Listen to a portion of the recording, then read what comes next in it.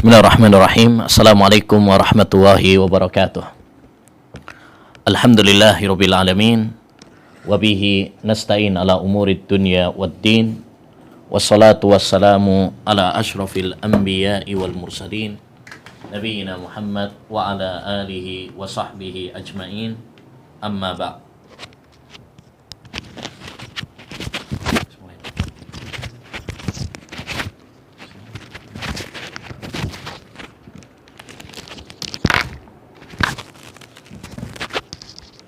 Ma'asyiral muslimin wal muslimat, para pemirsa yang semoga senantiasa dirahmati dan diberkahi oleh Allah Subhanahu wa taala. Alhamdulillah, di hari yang mulia ini kita memasuki bulan yang istimewa, hari yang istimewa, bulan yang istimewa. Rasulullah sallallahu alaihi wasallam ketika masuk bulan suci Ramadan, beliau memberikan kabar gembira kepada para sahabatnya. Atakum syahrul Ramadan, syahrun mubarak. Telah datang kepada kalian bulan Ramadan, bulan yang penuh keberkahan. Iftaradallahu alaikum siyamah.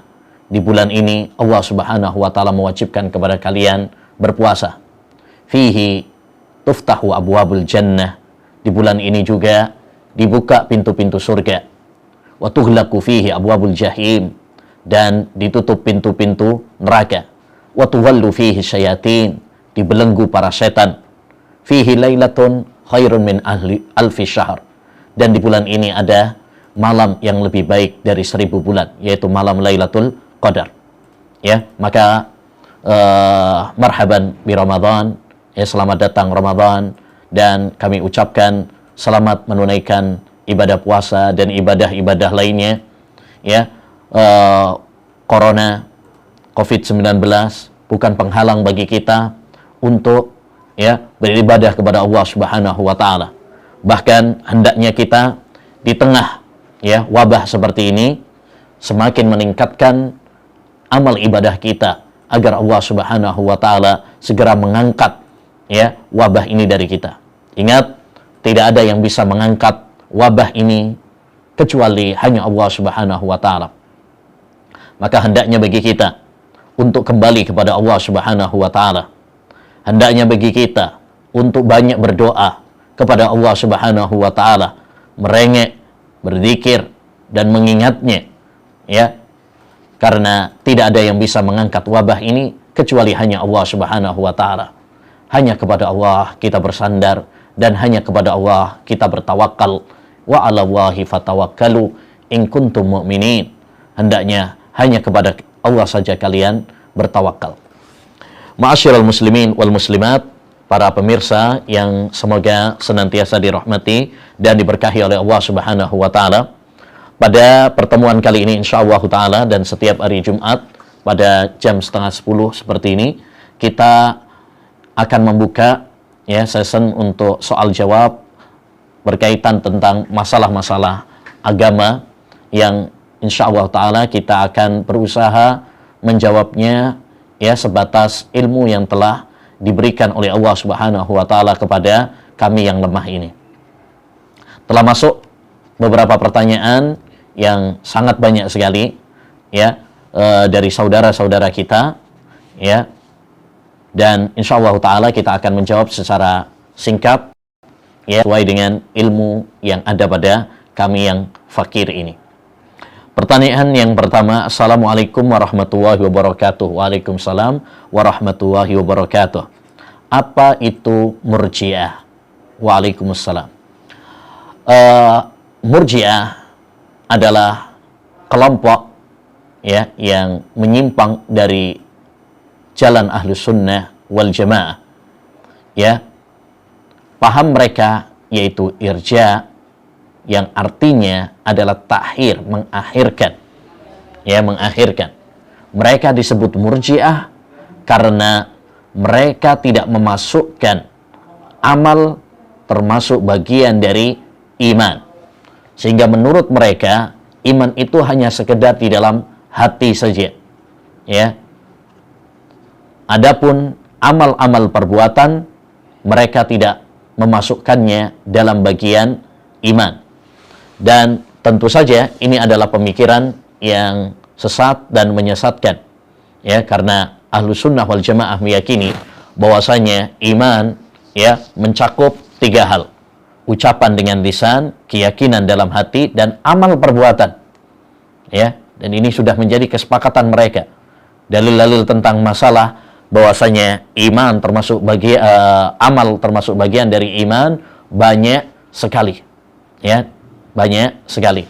Di antaranya sabda Nabi Shallallahu Alaihi Wasallam, al-imanu bid'un wa sab'una syu'bah. Iman itu 73 cabang lebih. A'laha qawlu la ilaha illallah. Yang paling tinggi adalah ucapan la ilaha illallah. Wa adnaha imatatul adha anit tariq.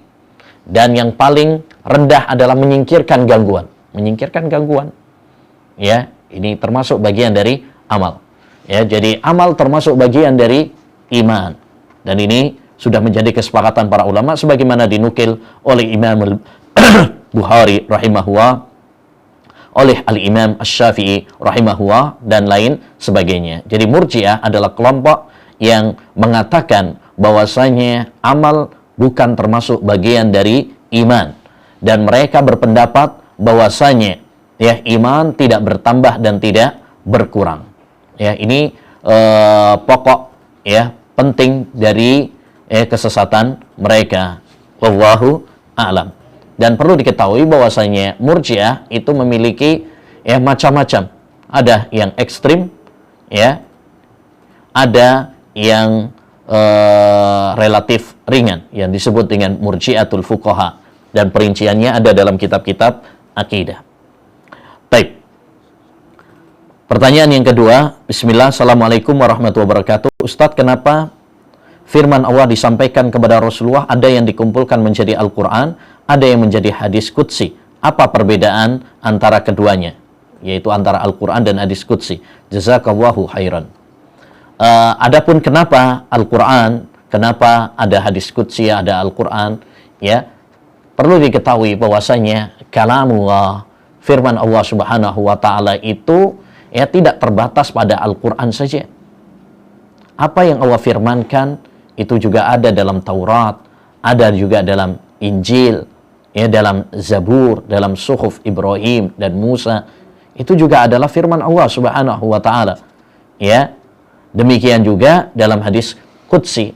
Jadi firman Allah Subhanahu wa taala tidak hanya terbatas pada Al-Quran. Al-Quran hanya sebagian dari kalamullah.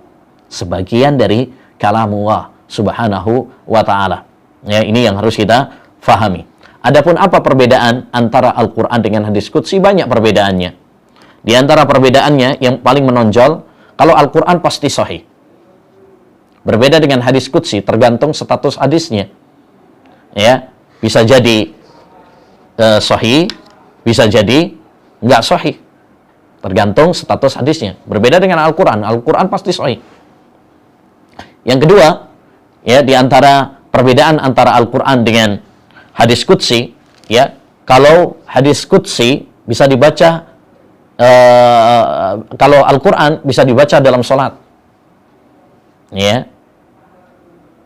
berbeda dengan hadis qudsi, tidak bisa dibaca dalam sholat. Jadi misalkan setelah baca surat Al-Fatihah kemudian kita membaca surat Al-Qudsi dalam sholat, membaca hadis qudsi, ya, ya ibadi misalkan dalam sholat, maka nggak boleh, ya, tidak sah. Berbeda dengan Al-Quran. Tapi yang ketiga, di antara perbedaan antara Al-Quran dengan hadis qudsi juga adalah kalau Al-Quran ada pahala, ya, setiap kali kita membaca satu huruf saja, maka pahalanya adalah 10 kali lipat. Man qara'a harfan min kitabillah. Sedangkan itu tidak ada di dalam hadis. Ya, kalau hadis qudsi, kita nggak bisa mengatakan bahwasanya setiap huruf dalam hadis qudsi berarti membacanya mendapatkan 10 kali lipat, ya, itu tidak demikian. Karena yang ada adalah Al-Quran. Jadi itu perbedaan-perbedaan, dan masih banyak lagi perbedaan-perbedaan yang lainnya. Wallahu a'lam. Ustaz, apakah taat kepada pemimpin sama sekali tidak melakukan koreksi, Ustaz? Bagaimana dengan hadis Rasulullah SAW tentang jihad yang paling utama adalah mengatakan kebenaran di hadapan penguasa yang zalim. Taib. Taat kepada para pemimpin bukan berarti kemudian kita tidak menasihati. Ya, harus dibedakan. Kita taat kepada para pemimpin itu adalah suatu kewajiban, ya, yang Allah perintahkan, ya ayyuhalladzina amanu athi'ullaha wa athi'ur rasul wa ulil amri minkum. Wahai orang-orang yang beriman, taatlah kalian kepada Allah, taatlah kepada Rasul dan kepada ulil amri. Ulil amri mencakup ulama dan mencakup umara. Ya, mencakup ulama dan mencakup umara. Dan Rasulullah SAW juga bersabda, usikum bitaqwa wassam'i watta'ah. Aku wasiatkan kepada kalian mendengar dan taat. Ya, mendengar dan taat. Jadi ini kewajiban yang Allah wajibkan kepada kita untuk mendengar dan taat kepada para pemimpin. Namun bukan berarti kemudian kita tidak menasihati para pemimpin ketika mereka salah. Ya, Rasulullah SAW menganjurkan kepada kita untuk menasihati pemimpin. Ad-dinun nasiha. Agama itu adalah nasihat. Ketika ditanya untuk siapa ya Rasulullah? Lillah, wali kitabih, wali rasulihi, wali a'immatil muslimin, wa amatihim.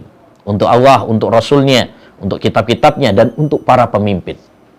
Namun, menasehati para pemimpin, ya, tentu tidak sama seperti kita menasehati anak kita sendiri, istri kita sendiri. Ada caranya. Nabi SAW mengatakan, man arada an yansaha lidhi sultan fala yubdi lahu alaniyatan. Barang siapa yang ingin untuk menasehati pemimpin, jangan kemudian dia memamerkannya terang-terangan, tidak boleh. Waliyahud biyadih, hendaknya dia mengambil tangannya, yakni dengan secara rahasia. Fa in qabila fadak, ya, kalau diterima alhamdulillah, ya, itulah yang diharapkan. Tapi kalau tidak, faqad addalladzi alaih, ya, dia telah menunaikan kewajibannya, yaitu memberikan nasihat. Ya, makanya ma'asyiral muslimin, para ulama dahulu juga menasihati para pemimpin, tapi dengan cara yang baik. Dengan cara yang baik, dengan nulis surat, dengan datang langsung, ya. Adapun dengan di media sosial, di TV, ya, di Facebook dan sebagainya, tentu ini bukan nasihat. Ya, ini bukan nasihat. Ini adalah ngompori rakyat untuk benci kepada para pemimpin. Adapun hadis yang disebutkan oleh saudara penanya, hadisnya sahih. Ya, afdhalul jihadi indallah kalimatu haq inda sultanin jair. Sebaik-baik jihad di sisi Allah Subhanahu wa taala adalah menyampaikan kebenaran, ya, di hadapan para pemimpin. Ya. Ini memberikan nasihat kepada para pemimpin. Ya. Dianjurkan. Tapi ya, ingat hadis tersebut, inda sultanin jair, ketika berhadapan dengan pemimpin. Jadi secara langsung menyampaikannya.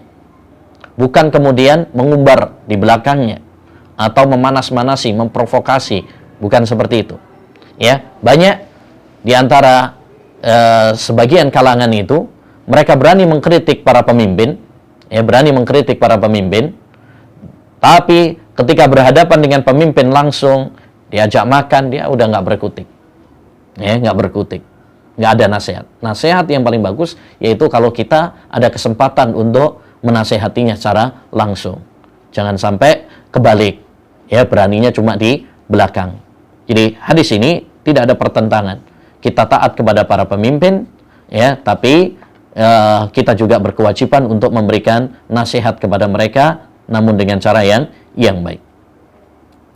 Baik. Yang keempat, tanya Ustaz, apa hukum membaca 2 kali surat Al-Fatihah dalam 1 rakaat? Hukumnya makruh. Hukumnya makruh. Ya. Kenapa? Karena ini tidak dinukil dari Nabi Shallallahu Alaihi Wasallam. Ya, tidak pernah dinukil dari Nabi Shallallahu Alaihi Wasallam bahwasanya dia mengulang, ya, surat Al-Fatihah 2 kali dalam 1 rakaat. Ya. Nah, yang ada cukup sekali saja. Yang ada adalah cukup sekali. Ini yang dicontohkan oleh Nabi Shallallahu Alaihi Wasallam. Nah, yang kelima, bagaimana pendapat antum tentang filsafat Islam? Di mana pelakunya mengatakan kalau Islam filsafat itu adalah cara dalam mengambil dan mencari informasi tentang agama Islam ini. Mohon penjelasannya. Tidak ada filsafat Islam. Ya, Karena filsafat itu bukan dari Islam. Islam tidak mengenal filsafat. Ya,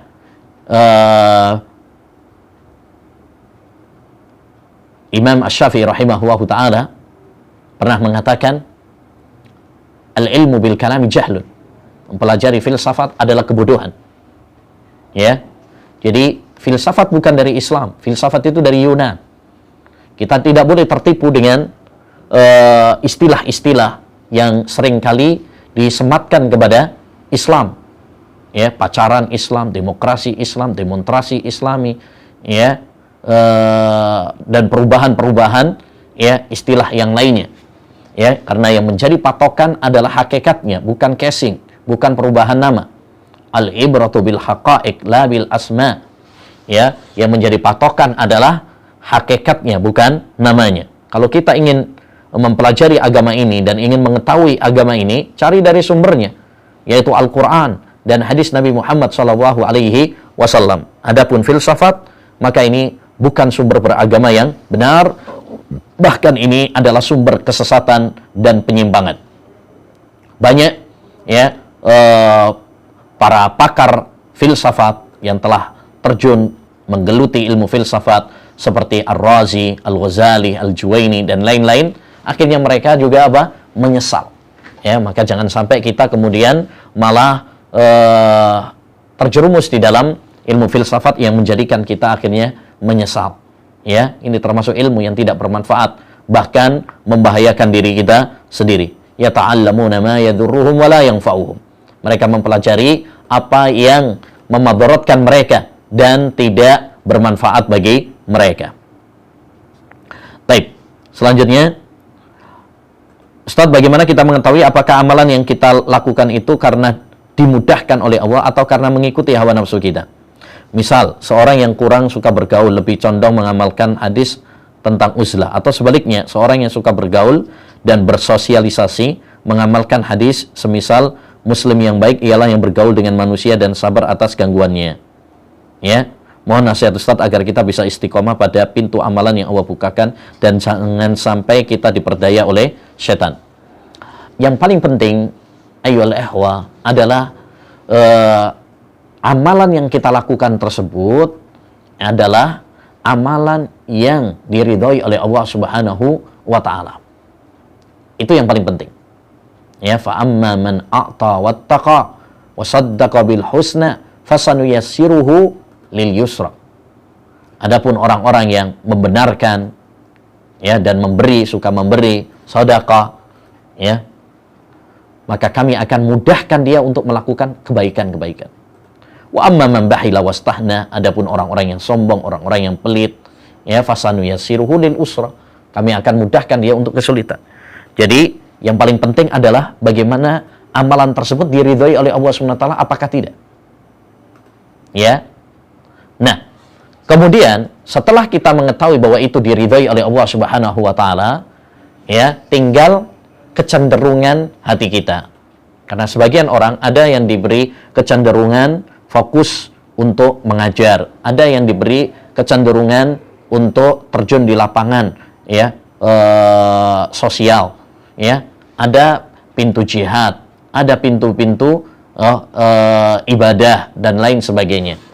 Ya, selama itu adalah amal-amal kebaikan yang diridhai oleh Allah Subhanahu wa taala, maka tidak masalah. Ya, tidak masalah kita cenderung, ya, di bagian mana. Para sahabat Nabi Shallallahu alaihi wasallam pun berbeda-beda. Ada yang diberi kecenderungan dalam jihad, ya, seperti Khalid bin Walid. Ada yang diberi kecenderungan dalam ta'lim seperti Abu Hurairah, Ibnu Abbas, ya. Ada yang lebih kecenderungan pada sedekah, ya, karena mereka banyak hartanya seperti Utsman, seperti Abdurrahman bin Auf, ya, dan lain sebagainya. Apapun pintu kebaikan tersebut, selama itu adalah, ya, diridhai oleh Allah SWT dan itu adalah amal yang baik, maka hendaknya bagi kita untuk tidak menyia-nyiakannya. Hendaknya bagi kita untuk tidak menyia-nyiakannya. Khalid bin Mi'dan pernah mengatakan, jika Allah Subhanahu wa taala membuka pintu kebaikan untukmu, maka segeralah kamu melakukannya. Karena kamu tidak pernah tahu kapan pintu tersebut terbuka lagi untukmu. Baik. Ustaz, kenapa ada 2 hadis dhaif yang dimasukkan ke dalam hadis Arba'in Nawawi?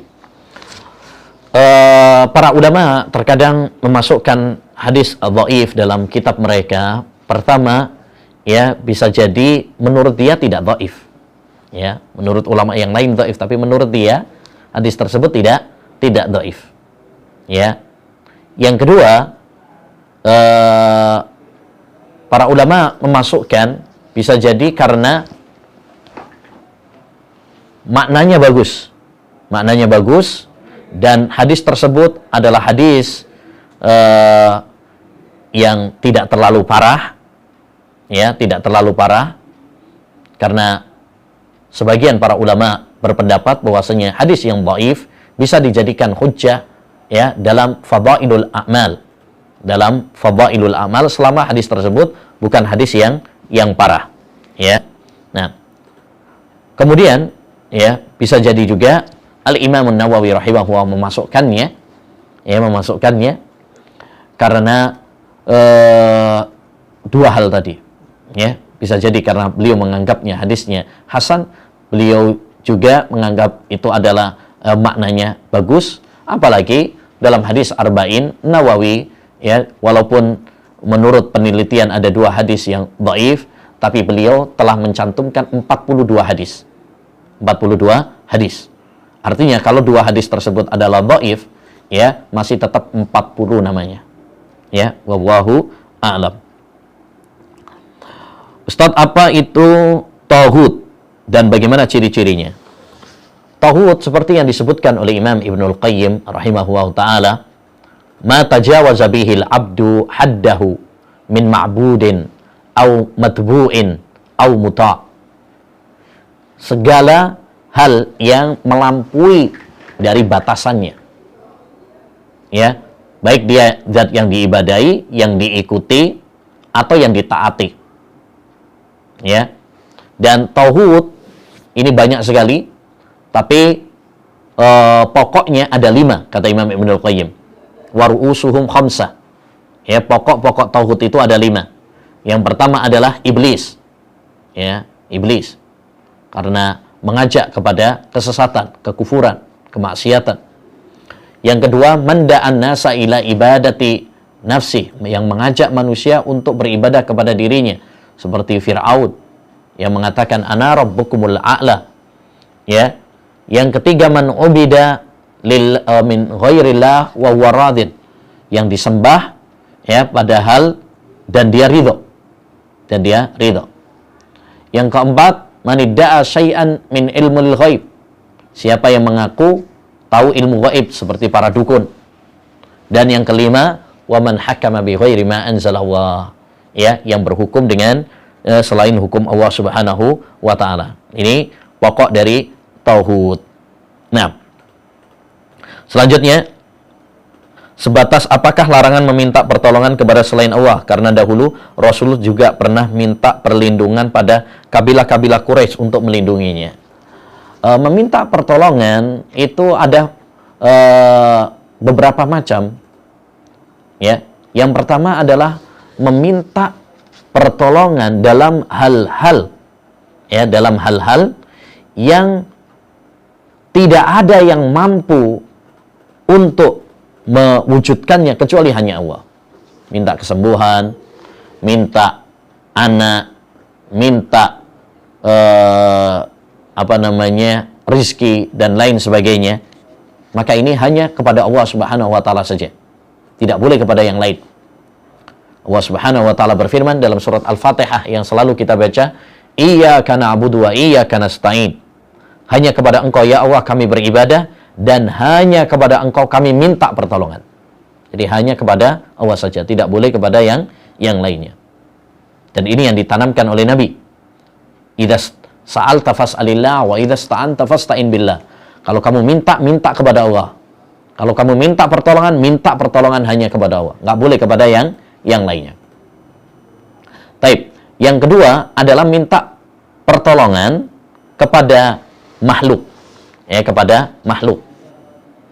Maka ini diperinci. Kalau itu, ya, dalam hal-hal yang makhluk itu mampu dan dia masih hidup, maka boleh. Ya, maka ini boleh. Dan itu yang dilakukan oleh Rasulullah Shallallahu Alaihi Wasallam. Dan itu juga yang dianjurkan ya oleh Allah kepada kita.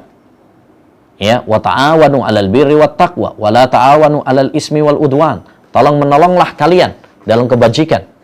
Selama itu baik ya, dan kita yakin dia mampu, misalkan kita minta tolong kepada tetangga kita, sahabat kita untuk ngutangin kita ya, misalkan.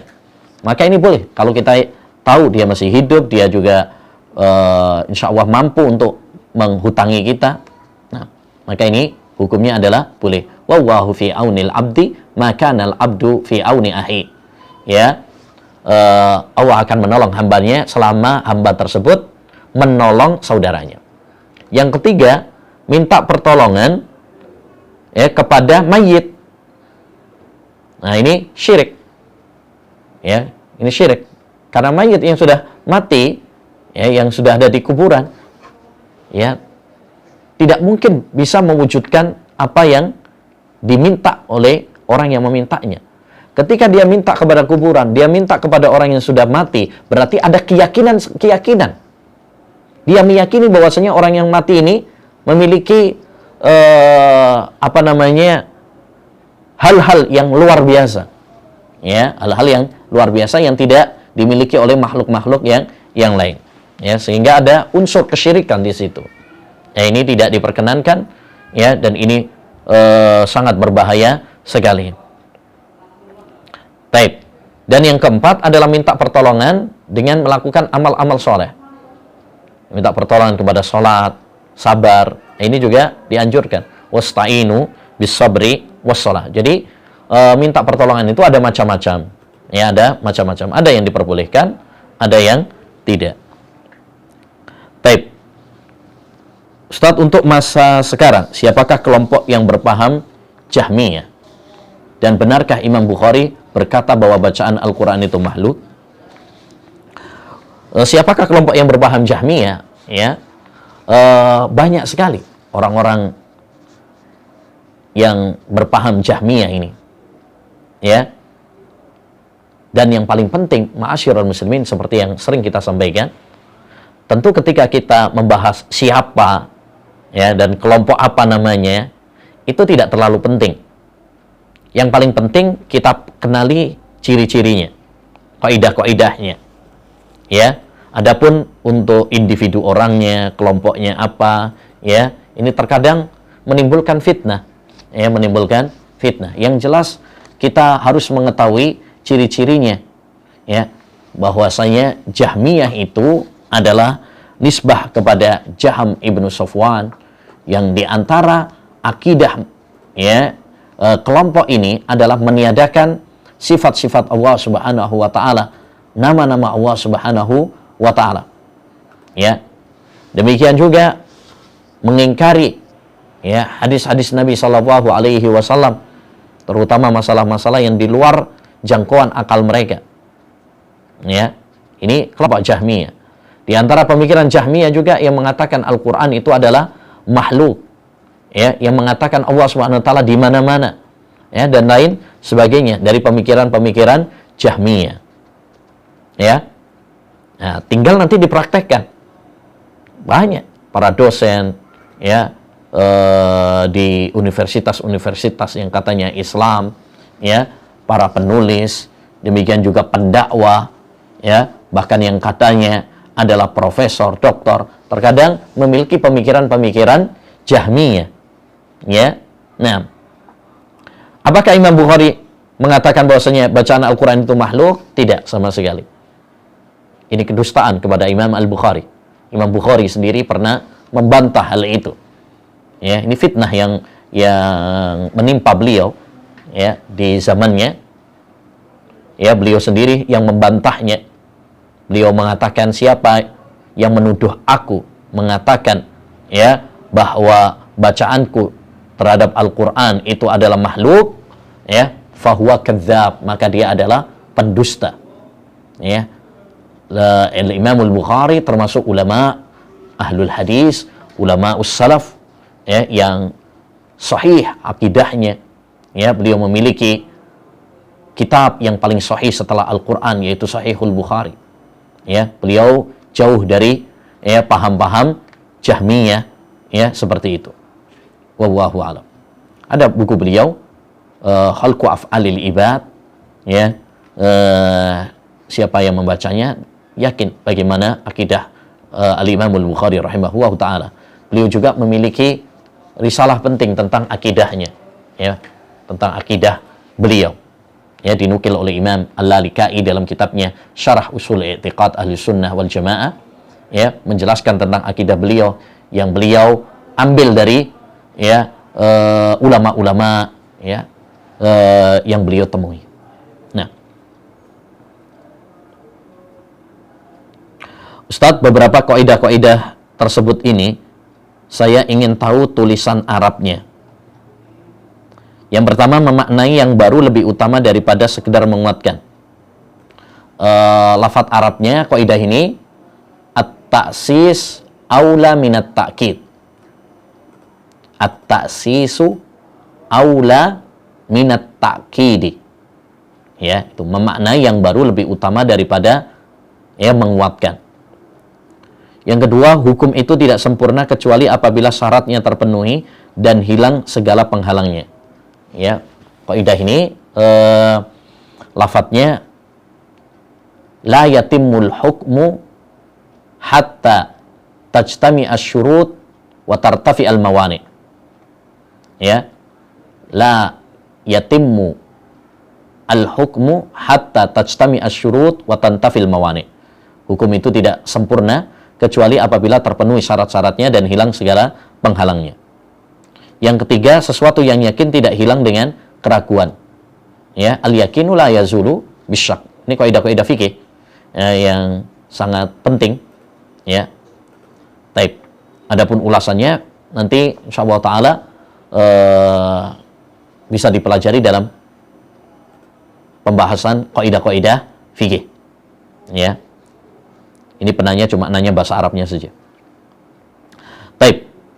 Tanya Ustaz, matan akidah di poin 14 berbeda dengan penjelasan Ustaz. Apakah kita bisa menggunakan kedua versi tersebut? Ala khaba qaumun sama illa khaba qaumun. Ya, yang benar ala khaba qaumun. Ya. Adapun illa ini kesalahan tulis.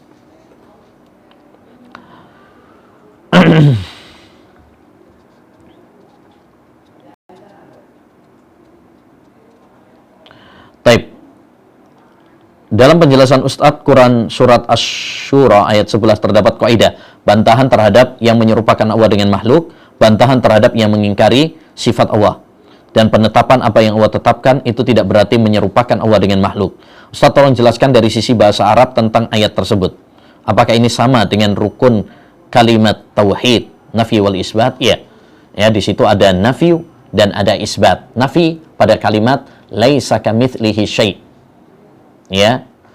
Tidak ada sesuatu pun yang serupa. Jadi kita nafikan ya tasbih, penyerupaan dari Allah Subhanahu wa taala, bahwa tidak ada sesuatu pun yang serupa dengan Allah Subhanahu wa taala. Ya, wa huwas samiul basir, di situ isbat. Bahwasanya kita tetapkan Allah Subhanahu wa taala punya ya sifat mendengar dan melihat.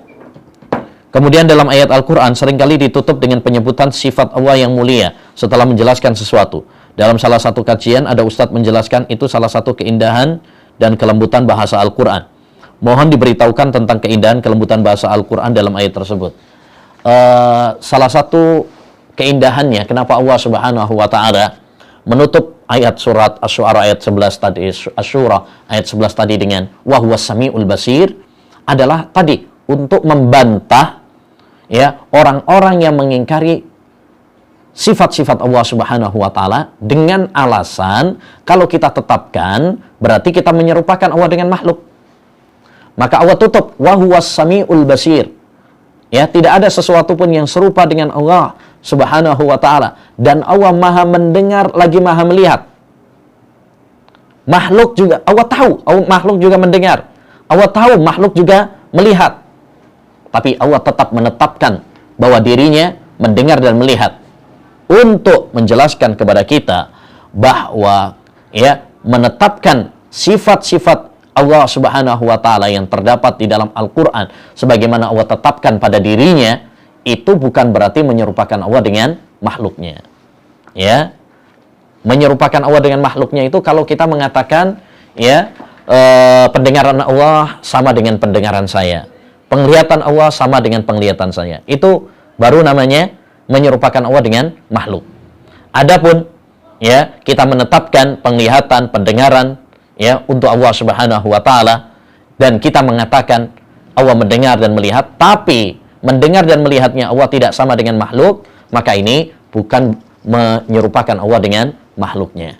Jadi kenapa Allah Subhanahu wa taala menutup ayat tersebut dengan Maha mendengar dan Maha melihat ya untuk membantah tadi ya orang-orang yang meniadakan sifat mendengar dan melihat bagi Allah Subhanahu wa taala dengan alasan kalau kita tetapkan ya sifat-sifat Allah Subhanahu wa taala nanti berarti kita menyerupakan Allah dengan makhluknya. Oleh karenanya sebagian kelompok seperti Asy'ariyah misalkan, mereka menetapkan bahwasanya Allah Subhanahu wa taala mendengar dan melihat. Padahal dalam sifat-sifat yang lain, turun atau istiwa misalkan, mereka nggak berani menetapkan. Jadi nggak konsisten. Ya, tangan misalkan mereka nggak menetapkan. Alasannya karena kalau kita tetapkan Allah punya tangan, ya berarti kita menyamakannya dengan makhluk. Ya, padahal mereka menetapkan Allah Subhanahu wa taala mendengar dan melihat. Padahal kita tahu semuanya, ya makhluk juga mendengar dan melihat. Ya, nah jadi kaidahnya nggak lurus.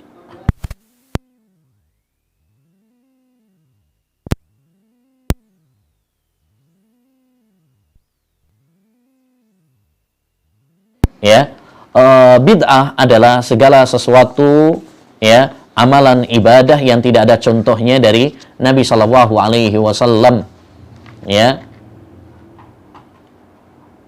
dengan niat taqarrub kepada Allah Subhanahu wa taala. Dan itu contohnya banyak sekali. Contohnya banyak sekali. Ya, saya ambil contoh ya karena sekarang di bulan Ramadan, misalkan contoh orang termasuk amalan yang bid'ah adalah melafatkan niat untuk puasa. Nawaitu sauma ghadin fardhan lillahi ta'ala. Tidak ada contohnya dari Nabi SAW melafatkan niat untuk sholat. Nawaitu sholat tadzuhri, nawaitu sauma ghadin misalkan. Nggak ada contohnya dari Nabi SAW. Maka ini termasuk bagian dari bid'ah dalam agama. Demikian juga termasuk kebid'ahan dalam agama juga adalah ya pembatasan sahur itu dengan imsak. Pembatasan sahur dengan imsak. Padahal Allah Subhanahu wa taala menjelaskan batas akhir sahur itu adalah makan dan minum itu adalah dengan munculnya fajar shadiq. Ya, masuknya waktu sholat subuh, bukan dengan imsak. Ya, bukan dengan imsak. Allah berfirman, "Wa kulu washrabu hatta yatabayyana lakumul khaytul abyadu minal khaytil aswadi minal fajr." Ya. Nah, termasuk kebid'ahan juga contohnya adalah mengkhususkan ziarah kubur sebelum ya Ramadan. Ya. Sebagian orang mengkhususkan ziarah kubur sebelum Ramadan. Pengkhususan seperti ini ya tidak ada contohnya dari Nabi SAW. Kalau kita mau memang ziarah kubur kapan saja bisa. Ya, tidak harus dikhususkan sebelum Ramadan. Dan bagaimana cara menasihati pemimpin? Nasihat kepada pemimpin banyak sekali caranya. Yang paling penting pertama adalah dengan ketaatan kita kepada para pemimpin, itu termasuk bagian dari nasihat. Ya, termasuk nasihat dari untuk para pemimpin adalah kita sabar menghadapi kezaliman mereka, mendoakan mereka, menasehati mereka. Ya, caranya bagaimana? Dengan rahasia. Baik dengan menulis surat, baik dengan secara langsung atau lewat ya wakilnya atau orang yang terdekat dengannya. Ya, nah ini termasuk bentuk-bentuk apa? Nasihat kepada para pemimpin.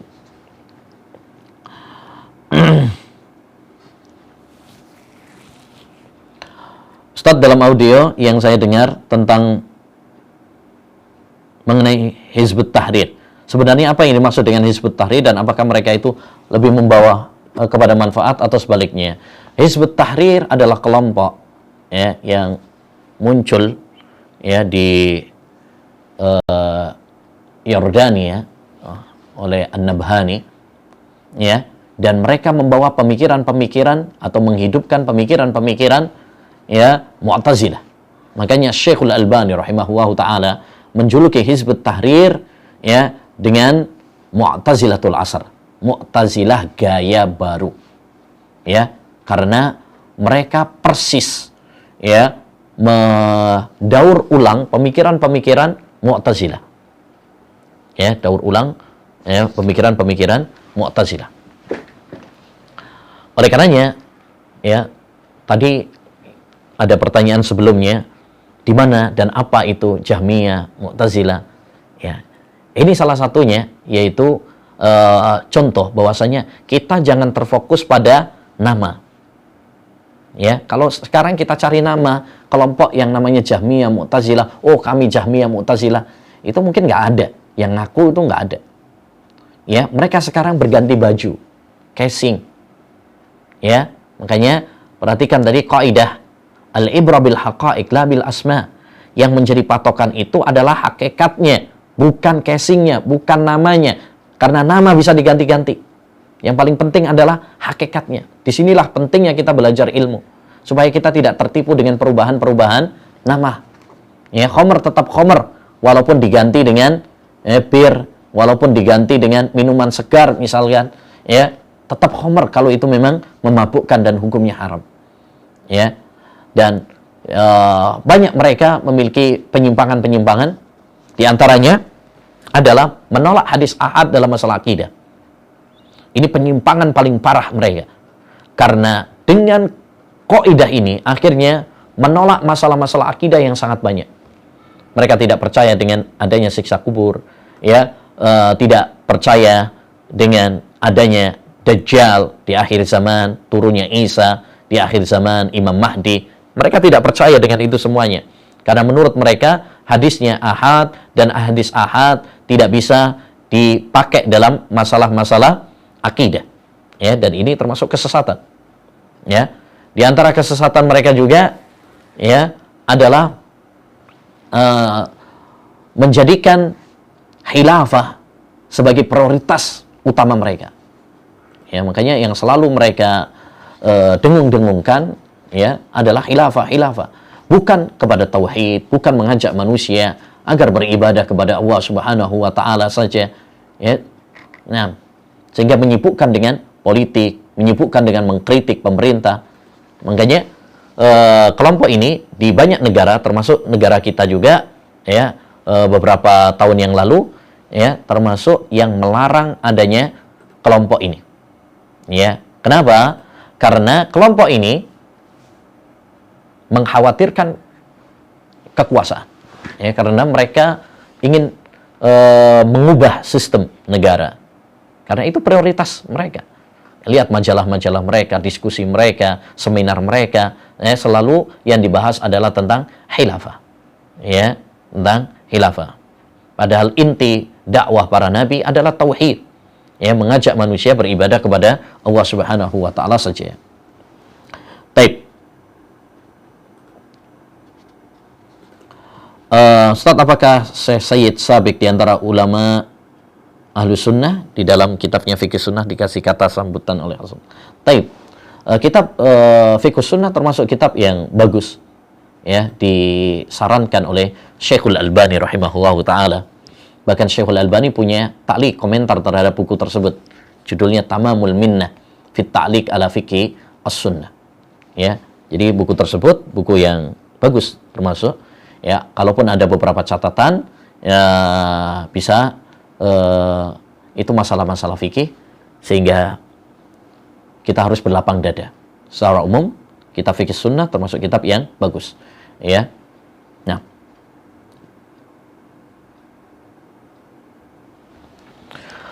Ustaz, kenapa ya setiap kita ingin melakukan sesuatu itu lama-lama bosan? Terus gimana cara dan solusinya agar bisa istiqomah dalam melakukan amal ibadah? Ya, kalau ada ya bosan, malas, ya itu wajar. Likulli amalin syarr. Setiap amal itu ada masa futur, masa malesnya, bosannya. Ya, tapi kita tidak boleh kemudian pasrah dalam kebosanan dan kefuturan tersebut. Kita harus berjuang, kita harus bangkit, dan kita harus banyak berdoa kepada Allah Subhanahu wa taala ya agar diberi semangat. Nabi SAW mengatakan, "Ihris ala ma yanfa'uka wasta'in billah." Bersemangatlah kamu melakukan hal-hal yang bermanfaat dan mintalah pertolongan kepada Allah Subhanahu wa taala. Ya, jadi Islam mengajarkan kepada kita untuk semangat dan meninggalkan sifat malas. Ya, sifat malas. Ya, bagaimana supaya kita bisa istiqamah? Pertama, banyak berdoa, minta pertolongan kepada Allah Subhanahu wa taala. Karena yang bisa memberikan semangat, yang bisa memudahkan kita melakukan ketaatan hanya Allah Subhanahu wa taala. Mohon pertolongan kepada Allah Subhanahu wa taala.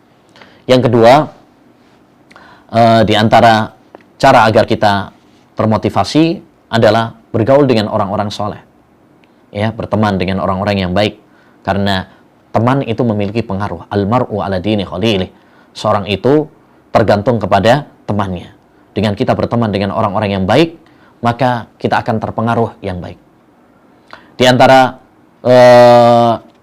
cara juga agar kita bisa istiqamah adalah, atau semangat dalam melakukan amal ibadah, membaca kisah-kisah orang-orang soleh, kisah-kisah para ulama, bagaimana semangat mereka dalam beribadah. Contoh misalkan, agar kita bisa bersemangat dalam ibadah di bulan Ramadan ini, membaca Al-Quran misalkan, ya kita baca kisah-kisah para ulama dahulu, bagaimana mereka bisa menghatamkan Al-Quran 3 hari dalam sekali, ya 2 hari sekali, 1 hari sekali, bahkan ada yang ya bisa sehari itu hatam 2 kali.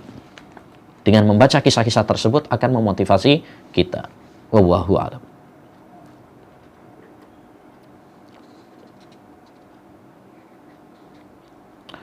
Saya sebagai pemuda yang mana syahwat ini semakin memuncak dan tatkala bermaksiat itu secara terus-menerus karena seperti ada yang membisikin. Ya.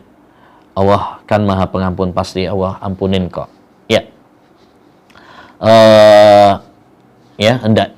Hendaknya ya bagi kita untuk meninggalkan maksiat pada Allah Subhanahu wa taala, ya, dan tidak tertipu dengan bisikan-bisikan syaitan seperti ini.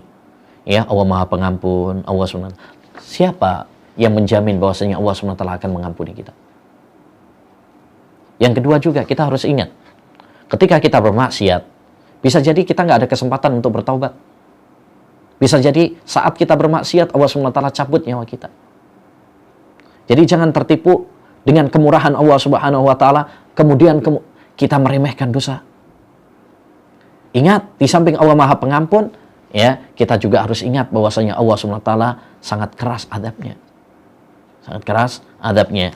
Jadi hendaknya bagi kita untuk melakukan, ya, untuk muraqabah, untuk bertakwa kepada Allah, untuk takut kepada Allah Subhanahu wa taala dimanapun berada, ya, mengingat kematian, mengingat akhirat, ya, dan tidak tertipu dengan bisikan-bisikan setan.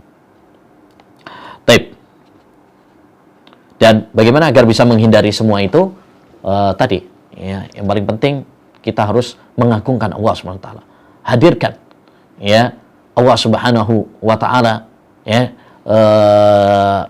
ya, kita ingat Allah Subhanahu wa taala, yakin Allah Subhanahu wa taala melihat kita, mendengar kita, ya, sehingga setiap kita melangkah dan berbuat, kita selalu merasa diawasi oleh Allah Subhanahu wa taala. Yang kedua, cari lingkungan yang baik, ya, teman-teman yang baik, ya. Yang ketiga, sibukkan diri kita dengan amal-amal saleh. Jangan kosong, jangan suka ngelamun, menyendiri, nganggur. Nah, ini berbahaya. Nah, ini berbahaya. Baik. Bagaimana cara memberitahu seorang bahwa yang dilakukannya itu adalah perbuatan bid'ah, khususnya kepada orang tua? Kita sampaikan dengan cara yang hikmah, dengan cara yang lembut sesuai dengan kondisi, dengan bahasa yang baik. Allah Subhanahu wa taala berfirman, "Ud'u ila sabili rabbika bil hikmati wal mau'izatil hasanah wajadilhum billati hiya ahsan." Ya. Berdakwalah kepada Allah Subhanahu wa taala dengan cara yang bijak, hikmah, ya, dan mau'izah hasanah, nasihat yang baik, dan berjidallah dengan mereka, ya, dengan cara yang baik. Intinya hendaknya bagi kita untuk mengingatkan, menasehati, tapi ya kita juga harus menempuh cara yang baik, yang lembut, yang bijak, ya, ketika kita menasehati dan mendakwai, ya, orang tua kita. Dan yang paling penting adalah doakan orang tua kita. Ya, itu lebih dahsyat daripada kata-kata. Karena terkadang orang tua apabila dibilangin oleh anaknya, mungkin dia sombong, ya, tetapi ya Allah Subhanahu wa taala yang membolak-balik hati manusia.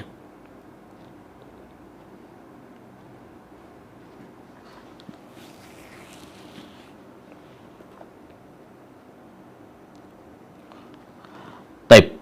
Ustadz, ana pernah baca bahwa Imam Bukhari pernah mengatakan lafzi huwal mahluk. Apakah ini benar dari Imam Bukhari? Ya, kalau lafzi, ya, huwal mahluk, lafadznya, ya, lafadznya Al-Imam Bukhari, ya, tapi bukan Al-Quran, ya, bukan melafadzkan Al-Quran, lafadz suaranya dia, ya, itu adalah makhluk, ya benar, ya benar. Jadi ini yang kadang membuat kesalahpahaman, ya. Yang bukan makhluk itu lafzi bil Quran. Ketika kita menyampaikan Al-Quran, melafadzkan Al-Quran, itu bukan makhluk, karena itu adalah kalamullah jalla wa'ala, ya. Tapi kalau itu ucapan dia, ya, ucapan dia, maka itu adalah makhluk, ya.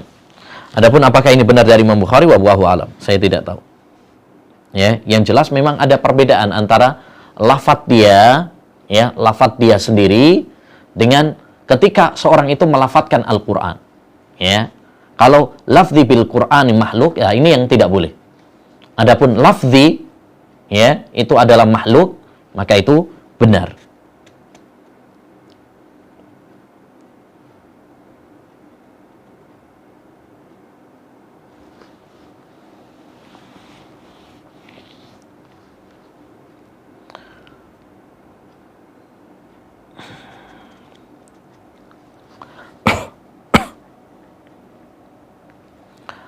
Baik. Ustadz, mohon maaf keluar dari materi yang dibahas. Apakah Allah mengampuni dosa hamba yang hamba itu berbuat dosa tatkala sendiri? Dan bagaimana penjelasan mengenai hadis Nabi yang seorang membawa amalannya sebesar gunung tapi Allah jadikan seperti debu yang berterbangan? Mohon penjelasannya, ya Ustadz. Ya, Allah Subhanahu wa taala mengampuni dosa, semua dosa yang dilakukan oleh hamba. Innallaha yaghfirudz dzunuba jami'a. Sesungguhnya Allah Subhanahu wa taala, ya, mengampuni semua dosa tatkala dia bertaubat kepada Allah Subhanahu wa taala. Ya, adapun hadis yang dimaksud di sini ini adalah tentang ancaman bagi orang-orang yang mereka terlihat bagus, tapi tatkala mereka sendirian, mereka ya, berbuat dosa kepada Allah Subhanahu wa taala. Karena itu menunjukkan rusaknya hati. Ya, menunjukkan rusaknya hati. Tapi ini bukan berarti kemudian bahwasanya semua amal dia, ya, dibatalkan, ya, tidak diterima oleh Allah Subhanahu wa taala, ya, bukan demikian. Ini ancaman, ya, ancaman dari, ya, Nabi Shallallahu Alaihi Wasallam. Baik, Ustaz, apa benar perkataan bahwa kita tidak boleh taat kepada peraturan yang dibuat oleh pemerintah walaupun di dalam Al-Quran atau undang-undang itu ada dalilnya dari Al-Quran dan hadis? Contoh, kita tidak boleh sholat di rumah diniatkan karena mengikuti peraturan pemerintah, tapi kita sholat di rumah diniatkan karena memang ada dalil dari hadis dan ijma ulama. Syukran Ustaz. Semoga Allah memberikan pahala besar kepada Ustaz. Taat kepada pemimpin itu ada 3 macam. Yang pertama, perintah pemimpin dalam hal-hal yang memang ada dalilnya, seperti pemimpin nyuruh sholat, maka ini wajib ditaati, jelas. Di samping kita taat kepada Al-Quran dan hadis, juga taat kepada pemimpin. Ya. Yang kedua, perintah pemimpin yang bertentangan dengan Al-Quran dan hadis. Ya, perintah pemimpin yang bertentangan dengan Al-Quran dan hadis. Ya, maksiat kepada Allah SWT, maka ini tidak boleh ditaati. La ta'ata li makhlukin fi maksiatil khaliq. Tidak ada ketaatan kepada makhluk dalam hal maksiat kepada Allah Subhanahu wa taala. Ya, seperti misalkan nyuruh murtad misalkan, atau nyuruh copot jilbab, ya, suruh cukur jenggot dan sebagainya, maka ini tidak boleh untuk ditaati karena maksiat kepada Allah Subhanahu wa taala. Ya. Yang ketiga, perintah pemimpin yang bukan maksiat. Ya, bukan maksiat, tapi juga tidak ada dalilnya. Misalkan aturan-aturan lalu lintas, aturan nikah harus dicatat di KUA, itu nggak ada dalilnya. Nggak ada dalilnya. Ya, nggak ada dalilnya tentang peraturan lalu lintas, tidak ada dalilnya bahwa di zaman Nabi dulu ada pencatatan nikah. Tapi itu bukan maksiat. Ya, itu bukan maksiat. Maka dalam hal kondisi seperti ini, wajib bagi kita juga untuk mentaatinya. Sesuai dengan firman Allah, ya ayyuhalladzina amanu athi'ullaha wa athi'ur rasul wa ulil amri minkum. Wahai orang-orang yang beriman, taatlah kepada Allah, taatlah kepada Rasul dan ulil amri. Kalau kita hanya mengatakan bahwasanya yang wajib kita taati adalah kalau ada dalil dari Al-Quran dan hadis saja, ya, maka ini akan menimbulkan kekacauan yang sangat besar. Ya, kekacauan yang sangat besar. Akhirnya kayak lalu lintas, pencatatan KUA, akhirnya kemudian apa? Nggak dilaksanakan karena nggak ada dalilnya. Nah, ini paham yang keliru. Ya, paham yang keliru yang menimbulkan kerusakan-kerusakan. Ya, yang menimbulkan kerusakan.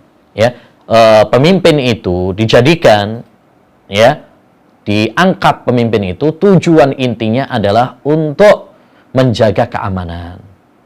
Ya, menjaga keamanan supaya tidak terjadi apa? Kekacauan. Nah, jadi paham yang mengatakan hanya ada kalau ada dalilnya dalam Quran dan hadis saja, ya, maka ini tidak benar. Apalagi, ya, kalau sekarang misalkan yang dimaksud di sini adalah yang dicontohkan adalah himbauan pemerintah untuk sholat di rumah. Ini himbauan sesuai dengan Quran dan hadis. Sesuai dengan Al-Quran dan hadis. Ya, kenapa? Karena Al-Quran dan hadis mengajarkan kepada kita juga untuk menghindari dari mara bahaya. Melarang kita dari menjerumuskan diri kita kepada bahaya. Allah berfirman, "Wala tulqu biaidikum ila tahluka." Janganlah kalian menjerumuskan diri kalian kepada kebinasaan. Itu dianjurkan di dalam agama. Ya. Jadi bukan hanya pemimpin saja. Agama kita juga melarang demikian. La dharara wala dirar. Dan alhamdulillah, pemimpin itu bukan melarang kita untuk sholat, cuma dipindah, ya, dari di masjid, ya, karena potensi pengumpulan itu membahayakan, diganti di rumah. Jadi bukan melarang sholatnya, ya, ini yang harus dipahami.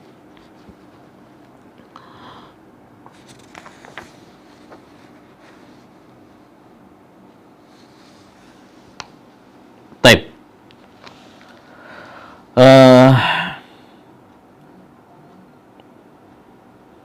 Bagaimana dengan mushaf Al-Quran? Apa boleh dikatakan itu adalah makhluk, di mana itu terbuat dari kertas dan tinta? Kalau yang dimaksud adalah kertas dan tintanya, memang makhluk. Ya, tapi kalau yang dimaksud adalah isinya, maka itu adalah kalamullah Jalla wa'ala.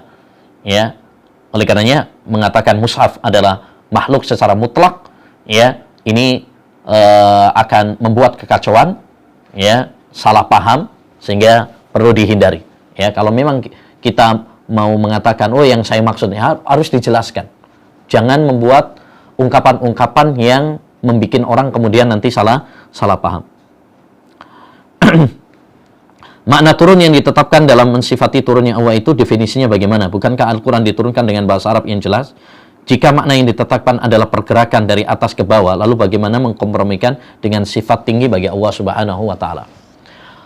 Ikhwani, ya, dalam masalah-masalah seperti ini, kewajiban bagi kita adalah sami'na wa ata'na. Kita mendengar dan kita taat kepada Allah Subhanahu wa taala. Ya, sami'na wa ata'na. Ya, hendaknya bagi kita tanamkan pada diri kita sifat tunduk patuh kepada firman Allah dan sabda Rasulullah sallallahu alaihi wasallam yang mengabarkan kepada kita bahwasanya Allah Subhanahu wa taala turun ke langit dunia pada sepertiga malam terakhir itu adalah nabi dalam hadis-hadis yang mutawatir, ya. Dan Allah Subhanahu wa taala berfirman, "Wa ma yantiqu 'anil hawa in huwa illa wahyu yuha." Rasulullah tidak berbicara berdasarkan hawa nafsunya, tetapi beliau berbicara berdasarkan wahyu dari Allah Subhanahu wa taala. Apa yang disampaikan oleh Rasulullah itu adalah wahyu, sehingga kewajiban bagi kita adalah ya mengimaninya. Ya, dan tidak ada pertentangan antara ketinggian Allah Subhanahu wa taala ya dengan turunnya. Ya, kenapa? Karena Allah Subhanahu wa taala Maha mampu atas segala sesuatu. Jangan kemudian kita berpikiran yang negatif. Ya, nanti kalau Allah turun, arasnya kosong dong. Oh, kalau Allah Subhanahu wa taala turun, bagaimana dengan kan di satu malam berbeda antara satu negara dengan negara yang lain. Ya, itu semuanya adalah was-was syaitan. Ya, was-was setan. Tinggalkan was-was setan seperti itu. Yang penting adalah imani, yang penting adalah ya, taati, ya, sami'na wa ata'na terhadap apa yang disampaikan oleh Rasulullah SAW, karena hal-hal seperti ini di luar jangkauan akal kita. Ya, di luar dari jangkauan akal kita. Akal kita nggak nyampe. Wala yuhituna bihi ilma. Mereka tidak akan menjangkau ilmunya. Ya, kewajiban bagi kita adalah mengimani minallahir risalah wa 'alar rasulil balagh wa 'alaina taslim. Kata Imam Az-Zuhri, ya, kewajiban bagi Allah SWT menurunkan wahyu, Rasulullah berkewajiban menyampaikan, sedangkan kewajiban kita adalah ya, apa? Mengimani. Ini kewajiban kita adalah mengimani. Nah, dan memang kalau secara bahasa yang namanya turun ya dari atas ke bawah. Ya, tapi apakah mengharuskan bahwasanya Allah Subhanahu wa taala berpindah tempat? Apakah mengharuskan kekosongan aras? Wallahu a'lam. Ya, kita tidak boleh berbicara tentang masalah hal-hal yang gaib, ya, kecuali apabila ada dalilnya. Ya, ini yang harus kita fahami. Nah, bagaimana bantahan terhadap orang yang mengatakan bahwa Ahlussunnah wal Jamaah juga mentakwil? Ya, mereka memberi contoh, yaitu ketika Ahlussunnah memalingkan makna kebersamaan Allah dengan kebersamaan ilmu dan pertolongannya, bukan kebersamaan zat Allah. Sementara ketika memaknai turunnya Allah tidak mau mentakwil dengan turunnya malaikat atau turunnya rahmat Allah Subhanahu wa taala. Mohon penjelasannya. Pertama yang harus kita fahami bahwasanya ya, al-aslu fil kalam al-haqiqah. Hukum asal dalam semua ungkapan itu adalah hakikatnya. Ya, tidak boleh kita mentakwilnya kecuali, ya, bukan takwil itu nggak boleh sama sekali, bukan. Ya, kecuali jika memang ada yang mendukung ya benarnya penakwilan tersebut.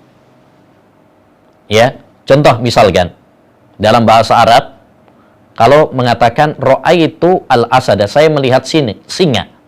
Al-asad artinya singa. Maka hukum asalnya dibawa kepada makna asli bahwa singa adalah ya yaitu binatang buas. Jangan kemudian diganti, oh yang dimaksud di situ adalah seorang yang kuat, pemberani.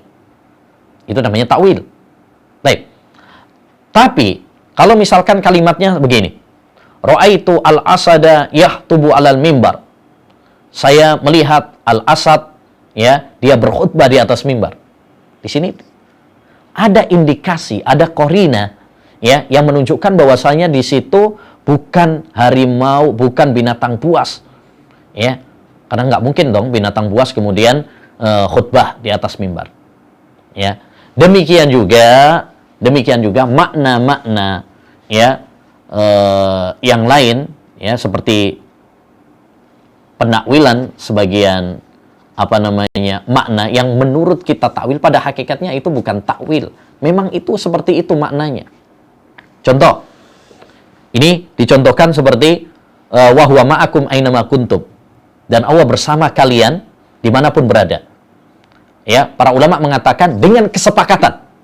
Yang dimaksud ya di situ bukan zat Allah Subhanahu wa taala, tapi Allah bersama kalian yakni dengan ilmunya. Orang mengira, berarti para ulama ussalaf mentakwil dong. Buktinya ya diartikan dengan ilmunya. Ya, pertama, ini bukan takwil. Ya, memang ini makna yang benar. Kalau kita mencermati ya teks ayat tersebut, diawali dengan ilmu, diakhiri dengan ilmu. Ya, yang kedua itu adalah kesepakatan para ulama. Tidak mungkin para ulama bersepakat di atas ya kesesatan. Ya. Dan yang ketiga, secara bahasa kebersamaan itu tidak mengharuskan lengketnya zat. Ya, ketika saya misalkan berkunjung ke rumah, kemudian tuan rumah mengatakan sama siapa? Ya, dia mengatakan saya sama istri. Dia lewat belakang misalkan. Saya bersama istri bukan berarti kemudian lengket terus gitu, enggak. Ya, demikian juga ketika seorang ayah mengatakan, ya, wahai anakku, jangan panik, ya, ayah bersamamu atau ibu bersamamu. Bukan berarti kemudian ya lengket terus, tidak. Ya, jadi secara bahasa kebersamaan pun tidak mengharuskan lengket. Jadi itu bukan takwil yang tercela, ya. Itu takwil yang sahih dan memang penafsirannya seperti itu. Ya, penafsirannya seperti itu. Nah, jadi takwil itu ada dua macam. Ada takwil yang tercela, ya, dan ini yang dicela oleh para ulama ussalaf seperti mengatakan yad, ya, bermakna kekuasaan. Demikian juga istawa bermakna istaula, menguasai, ya. Yang kedua adalah takwil yang dibenarkan. Yang dibenarkan jika secara bahasa dan indikasi kuat ya mendukung penakwilan tersebut. Seperti fas'alil al-qaryah, tanyalah kepada desa. Ya. Kan kita nggak mungkin nanya desa. Tapi yang dimaksud adalah kepada penduduknya yang bisa ditanya. Demikian juga ya dalam ayat Al-Qur'an, ya ayyuhalladzina amanu idza kumtum ilas shalah, apabila kalian berdiri, idza qara'tal Qur'an fasta'id billah, apabila kamu membaca. Itu kalau kita lihat zahirnya, tekstualnya, selesai membaca baru ta'awud. Karena qara', ya, fa idza qara'tal Qur'an, kalau kamu setelah membaca. Karena di situ fi'il madhi. Ya. Tapi ya, para ulama mengatakan maksudnya bukan selesai tapi akan. Ya, dan itu didukung oleh penafsiran, ya, praktek dari Nabi Shallallahu Alaihi Wasallam. Jadi kita harus memahami dengan pemahaman ya para salaf. Makanya di sini penting kita memahami ayat-ayat Al-Quran dan hadis-hadis Nabi Shallallahu Alaihi Wasallam dengan pemahaman para sahabat Nabi Shallallahu Alaihi Wasallam sehingga tidak salah paham. Bagaimana bila kita belum mengganti puasa di tahun ini? Ya, tertunda-tunda karena malas. Bagaimana cara menggantinya? Pertama, menunda-nunda puasa ya sampai kemudian masuk ke Ramadan berikutnya, ini dosa. Tidak boleh. Ya. Tidak diperkenankan bagi kita untuk menunda-nunda karena akhir dari mengqadha adalah ya di bulan Sya'ban itu sejumlah hari yang kita tinggalkan. Misalkan, kalau kita punya hutang 7 hari, berarti 7 hari sebelum masuk Ramadan itu batas terakhirnya. Ya, batas terakhirnya. Sehingga tidak boleh kita masuk ke bulan Ramadan, kemudian kita masih punya hutang tahun yang lalu. Ini dosa. Karena menunda-nunda, apalagi cuma males. Ya, Imam Ahmad mengatakan at-ta'khiru lahu afat. Menunda-nunda itu banyak konsekuensinya. Ya, banyak konsekuensinya, banyak kekurangannya. Baik. Yang kedua, bagaimana kalau ya ini secara hukum ya nggak boleh. Terus bagaimana? Ya, setelah nanti bulan Ramadan, ya kewajiban bagi saudara untuk mengqadha'nya. Dan sebagian para ulama mengatakan karena telah menundanya, maka bukan hanya mengqadha' tetapi ya ditambahi dengan fidyah juga. Karena telah melampaui dari batas, dan itu diriwayatkan dari sebagian sahabat. Maka itu lebih ikhtiyat. Sejatinya sebenarnya sudah cukup mengqadha' saja. Tapi untuk lebih hati-hati karena Anda telah menunda-nunda ya setahun lebih, maka hendaknya dibarengi dengan fidyah, maka itu lebih utama.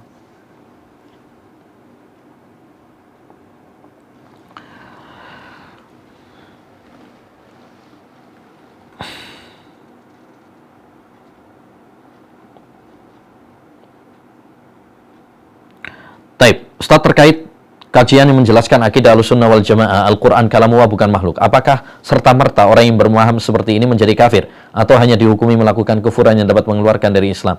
Dalam kajian Ustaz-Ustaz lain selalu menjelaskan syarat-syarat takfir.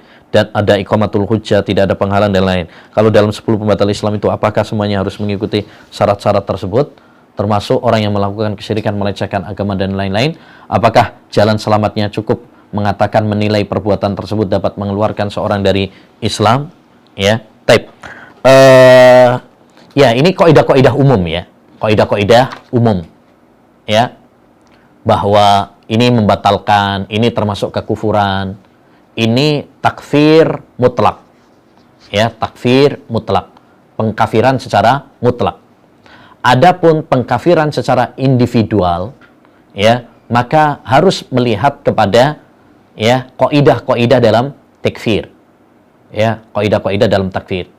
Karena takfir itu hukum syar'i, ya, tidak boleh bagi kita untuk gegabah memvonis seseorang dia kafir kecuali apabila terpenuhi syarat-syaratnya dan hilang segala penghalangnya. Ya. Nah, ada syarat-syaratnya, ada penghalang-penghalangnya. Karena bisa jadi dia melakukan kekufuran karena salah ngomong. Ya, bisa jadi karena terpaksa, ya, dan lain sebagainya. Ya, ini penjelasannya panjang, bisa dilihat dalam buku saya, Jangan Gegabah Memvonis Kafir. Ya, jangan gegabah memvonis kafir. Taib.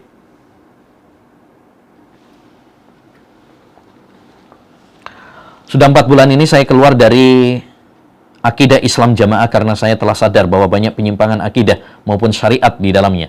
Lantas apa yang saya harus ulang kembali? Ya, syahadat saya sebagai persaksian taubat saya, dan apakah dosa saya yang sudah mengkafirkan orang lain di luar golongan Islam Jamaah termasuk dosa besar dan tidak akan diampuni oleh Allah Subhanahu wa taala? Baik. Adapun ya, apakah perlu syahadat lagi? Wallahu a'lam, tidak perlu.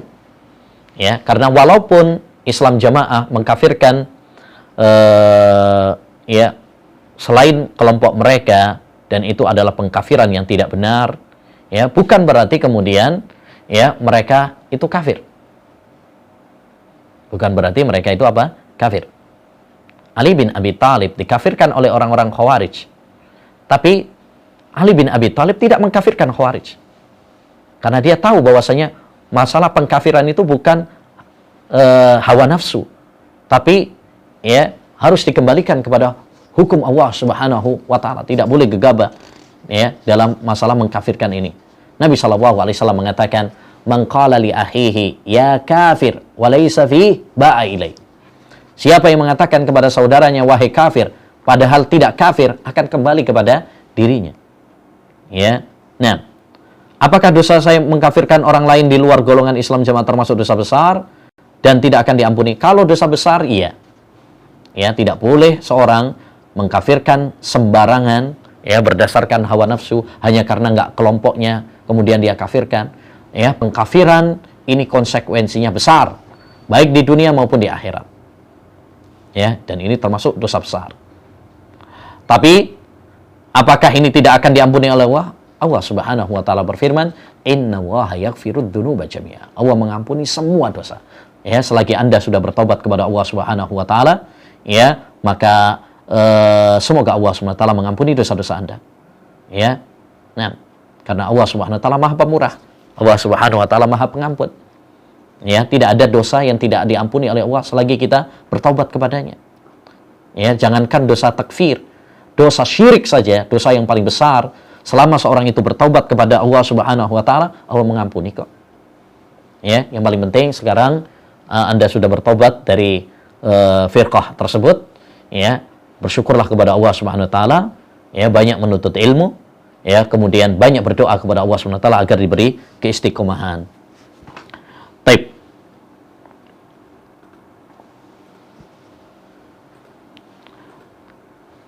Kemudian Ustaz disebutkan ziyadah tambahan melihat wajah Allah di surga. Kemudian orang munafik tidak bisa melihat wajah Allah. Apakah orang munafik masuk surga? Tidak. Orang munafik tidak mungkin masuk surga. Ya, bahkan mereka masuk neraka. Innal munafiqina lafid darkil asfali minan nar. Ya. Munafik yang dalam artian kafir i'tiqadi, nifaq i'tiqadi, maka mereka tidak mungkin untuk masuk surga. Bahkan mereka masuk neraka, ya, selama-lamanya. Karena orang munafik itu pada hakikatnya adalah orang kafir. Ya, orang kafir. Ya, hanya saja dia sembunyikan kekufurannya. Dia sembunyikan kekufurannya. Adapun kalau munafik amali itu yakni dia orang Islam tapi melakukan sifat-sifat munafik, tapi tidak mengeluarkan pelakunya dari agama Islam. Ya, seperti berbohong, misalkan ingkar janji, ya, tidak amanah. Ini namanya nifaq amali. Ya, kalau seorang muslim melakukan amalan-amalan tersebut, maka dia tidak kafir. Ya, tidak kafir. Melakukan dosa tapi tidak kafir. Nah, seperti ini, maka ya, dia akan melihat Allah Subhanahu wa taala, ya, tapi melihatnya sesuai dengan kadar keimanannya. Orang yang imannya lebih kuat, ya, maka akan melihat Allah Subhanahu wa taala dengan lebih jelas. Ya, selama dia masih memiliki keimanan, maka dia bisa melihat Allah Subhanahu wa taala. Wallahu a'lam. Ustadz, usia minimal anak laki-laki boleh jadi imam sholat jamaah? Mumayyiz. Selama dia mumayyiz, dan mumayyiz itu patokannya adalah 7 tahun. Ya, selama dia bisa sholat, ya, kemudian sudah bisa membedakan, ngerti, ya, maka boleh. Ya, seperti dalam hadis Amr bin Salamah, dia pernah diangkat oleh kaumnya untuk mengimami sholat. Ya, dan itu tidak ada pengingkaran dari Nabi Shallallahu Alaihi Wasallam. Ya, jadi boleh, walaupun belum baligh, selama dia sudah mumayyiz, ya, boleh sholat. Boleh untuk mengimami. Ya, Nabi bersabda, muru auladakum bis shalah wa hum abna'u sab'in. Perintahkan anak kalian sholat kalau sudah berumur 7 tahun.